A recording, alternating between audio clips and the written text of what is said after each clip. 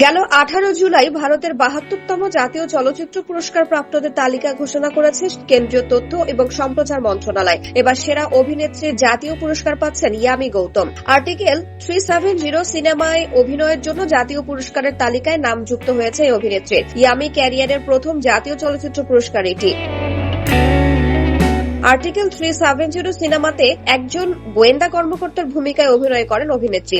জম্মু ও কাশ্মীর থেকে সংবিধানের 370 অনুচ্ছেদ প্রত্যাহারের প্রেক্ষাপটে তৈরি হয়েছে আর্টিকেল 370। এতে ইয়ামির শক্তিশালী অভিনয় সমালোচক ও দর্শক মহলে প্রশংসিত হয়েছিল। 2024 সালের 1 জানুয়ারি থেকে 31 ডিসেম্বরের মধ্যে যে সিনেমাগুলো সেন্সর সার্টিফিকেট পেয়েছে সেগুলোর মধ্যেই বাছাই করে জাতীয় পুরস্কারের জন্য নির্বাচিত হয়েছে।